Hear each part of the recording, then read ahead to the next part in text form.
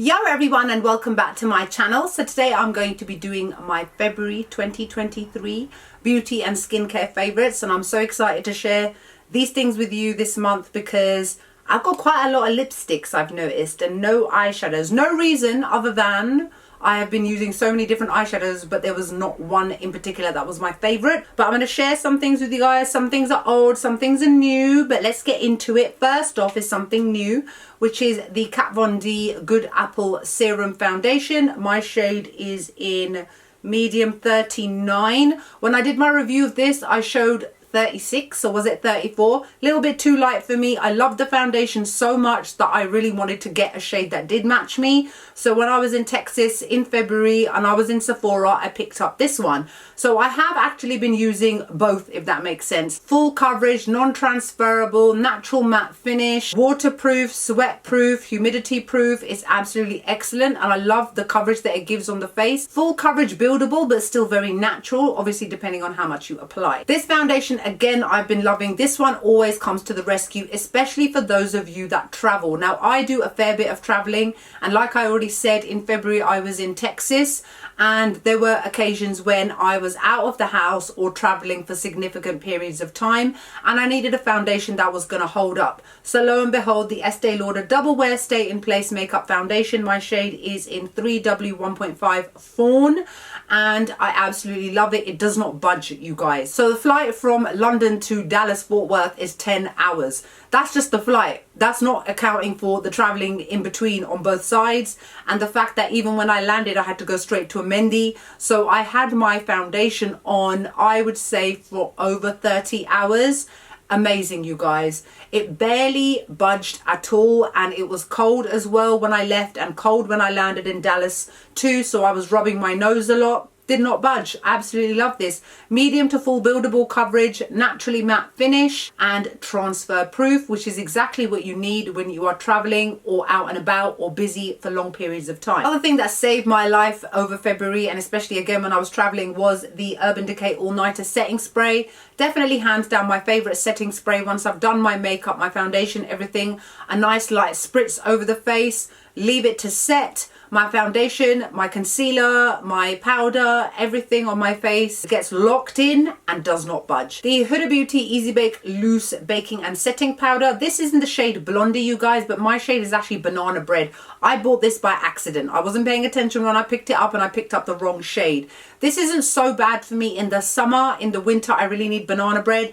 However, luckily, because I only use it in my under eye area and my under eye concealers are generally more brightening, this kind of mixes in and gives me the perfect shade, so I don't have to worry so much. When this finishes, I will buy Banana Bread. Now, shade aside, the quality of this is excellent. It's always been one of my favorite loose setting powders ever since it came out. It's finely milled. It doesn't move on the face. It doesn't go patchy or crepey, and it keeps my concealer locked in and stops it from moving throughout the day. Been using two powders quite a lot in February. The first one is the Maybelline Fit Me Matte and Poreless. The shade I use is 220 Natural Beige. Little bit on the deeper side for me, but only a light swipe is how much I use, so it's perfectly fine at keeping my face matte and poreless. Another one that I'm steadily getting through is this white ghost white powder by Charlotte Tilbury. This is called the Airbrush Brightening Flawless Finish Complexion Perfecting Eye and Face Micro Powder. My god, why is the name so long? So again, a very light swipe of this is perfectly fine for me. If I am using a foundation which may be a little bit deep for me, for example, the Estee Lauder Cajou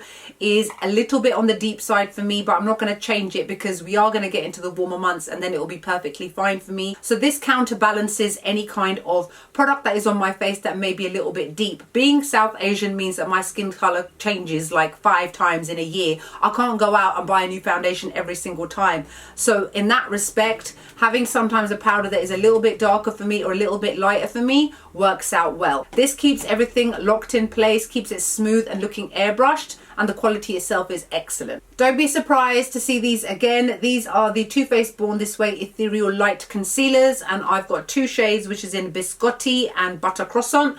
I tend to only use concealer on my under eye area. I don't feel the need to apply it to my face. If I feel that I need to do any kind of concealing, I'll just go over that area in the foundation. I don't feel the need to add extra layers of extra product. So one is a little bit deep for me, one is a little bit light for me. I mix them together, I get my perfect under eye shade. This is a really nice medium coverage under eye concealer, but still manages to cover up my dark under eye circles. It gives a really nice natural finish. It doesn't budge, it doesn't crepe, it doesn't crease, and it lasts under my eyes up until I remove it at night. The Huda Beauty Bomb Brows Eyebrow Pencil, and my shade is in number 5, medium brown. Now I bought a couple of these in the Black Friday sales. Generally I wouldn't pay full price for this because I just don't feel that the price is reflective of the amount of product in there, which is like this much. But I got them really, really cheap, so I'm steadily going through them. I do love the quality of this. It is excellent. The only thing that lets it down is obviously the amount that is in here, which is hardly anything. And what I love about this is that it's got a 1mm nib, and I generally tend to get my eyebrows threaded. So all I really need to do is just tidy up areas and fill in bits. And this is why this comes in so handy, because the nib is so small. So for me to go overboard is very, very hard. It also doesn't really budge either. It doesn't generally need setting. I just kind of do that out of habit. But I love this. I'm going to share with you a favorite and a regret at the same time, because I was very disappointed with this and I had to run back to this. So this is a new product by Maybelline. This is the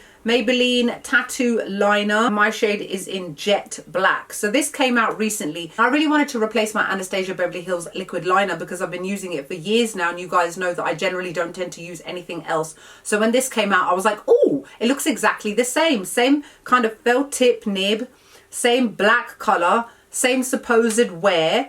And after a couple of wears, I noticed that the actual fibers from the nib had started to wear away. So whereas this one is a proper felt nib, this is more like loads of almost like brush fibers that have been stuck together to make something that looks like a pen nib. And as soon as I put it in a little bit sideways in here, it started to come apart. Don't know if you can even see it. I will zoom in so that you can see that it's all started to fray basically. And the problem obviously with it fraying meant that as I was applying it, it was going into other parts of my eye. Now I managed to kind of get all of the frayed bits together and do a nice neat line. Then I used my eye drops that I use every day. As soon as water touched it, that's it, it had transferred to the top. I was like, what is this? So very disappointed with this, and I ended up having to go back to my Anastasia Beverly Hills liquid liner, which is absolutely perfect, opaque, waterproof, transfer proof, doesn't flake, doesn't budge, doesn't do anything. This is what happens when you try something new, you guys. If it ain't broke, don't fix it. 2 blushes to share with you guys. This one, which I show quite a lot because I love it that much, is the Hourglass Ambient Lighting Blush in the shade Radiant Magenta. It's actually what I'm wearing on my cheeks right now. A beautiful magenta shade, applies beautifully, lasts all day on the face. The quality of Hourglass generally is very, very high quality, and that is reflected in this blush. Another blush that I've been using quite a lot is this one by Huda Beauty's Glowish. This is one of their cheeky vegan blushes in the shade Caring Coral. Just a beautiful spring kind of orange color that looks great on all skin tones. My Anastasia Beverly Hills Saddle Powder Bronzer should be no surprise. This is a new one that I opened a couple of weeks ago. Still using it to contour my face. This, for my skin tone, is the perfect mix of cool and warm, so that I can bronze up my face, but at the same time I can contour as well. And the quality, of course, is excellent. Got 2 highlighters to share with you guys, and these are from Charlotte Tilbury. These are relatively new. These are called the Hollywood Glow Glide Face Architect Highlighters. This is in the shade Champagne Glow, and this is in Pillow Talk Glow. And you guys, I've been using these every single day. I haven't actually used any other highlighter other than these. When I went to Texas, they both came with me. I love them. They're excellent. I'm using Pillow Talk Glow on my face right now. I love the metallic sheen that you can get from this. I love the fact that I can play between the colors depending on what I'm wearing. I'm obviously going for green and pink today, so I wore a pink highlighter. If I was going for something brown or gold or anything like that, then I would wear this. The quality is excellent. I love the fact that with Charlotte Tilbury highlighters, there's no glitter particles in them, which means that it doesn't accentuate the texture on my face, and it lasts again up until I remove it at night. Right, let's move on to lipsticks, of which we've got quite a few, you guys. So first off, we have got the new Velvet Liquid Lipsticks, the Icon Velvet Liquid Lipsticks from Fenty Beauty. These are basically soft matte liquid lipsticks, very, very intense in color, but one thing that I do have to mention is that they come off, and they come off a lot. Now, they come off and they continuously come off up until a certain point in the day when they can't come off anymore, but I like the fact that the color still remains. So if it doesn't bother you so much, you will really like these. They're very, very comfortable. They never actually completely dry up until literally the last extra on your mouth is attached itself to a cup, or in my instance, you're at work in the middle of the meeting and you realize you've got some on your nose and no one tells you. Thanks, guys. But I love these anyway, and I think that they are absolutely excellent. The colors that I've got are, I've got 4 colors altogether, and this is Sea Sweet Heart number 3, which is a beautiful nude color. Breadwinner number 5, which is a deep chocolate shade. Riri number 4, which is a beautiful everyday pinky nude color, which is probably the most popular one out of all of them. And then we've got the shade here called HBIC, which is like a deepened blood red sort of shade. Another stunning color, and this is the one that ended up on my nose, by the way, so you can imagine I had a red nose. Let's move on to some of the Urban Decay lip balms that came out in February in the UK, even though they'd been out in the US for quite some time. So I've got 3 of them to share with you guys, even though I've got a couple more, but these were the ones that I particularly loved. I'm actually wearing one right now, which is called Shock Value, but it's not a favorite, so it's not in this video. So this is firstly in the shade X Lover, which is basically, you can see the colors on the lid. I don't know why I'm taking them all out. So we've got this one here, which is called Unbreakable, which is a beautiful bright red shade. We've got this shade here called PDA, which is like a kind of deepened peach shade. And then we've got this brightened, slightly brightened, more orangey sort of color, which is called X Lover. And they basically are exactly the same as the Maybelline Superstay Vinyl Inks. Long wearing, glossy liquid lipsticks that don't come off.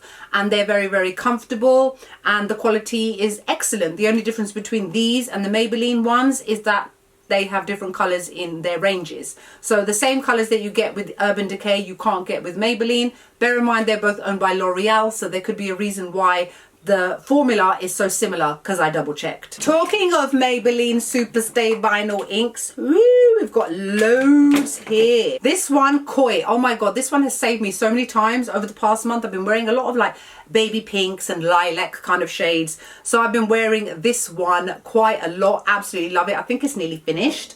Another one which I believe is pretty much finished and I should replace it is the shade called Unrivaled. You guys have seen me wear it loads on my YouTube channel as well.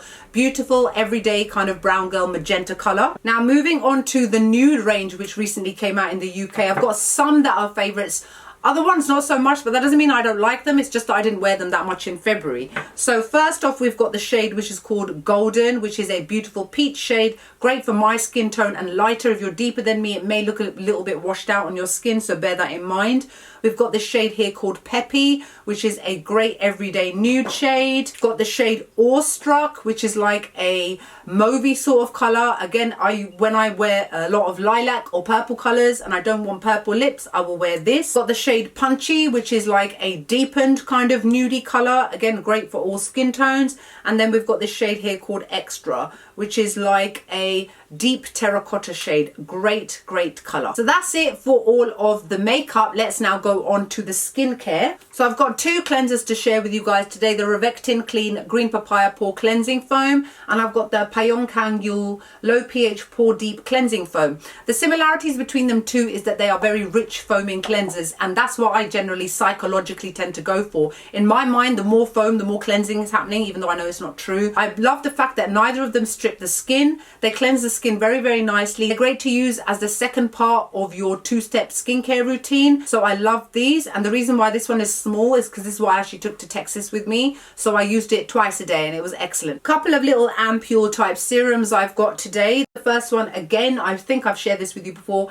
is the I'm From Mushroom Collagen Ampule. Now the reason why I love this so much is actually about half finished, is that it actually contains mushroom collagen, which is just another form of collagen, but obviously vegan friendly, and it's there to plump up the skin, and it's there to help you with elasticity as well.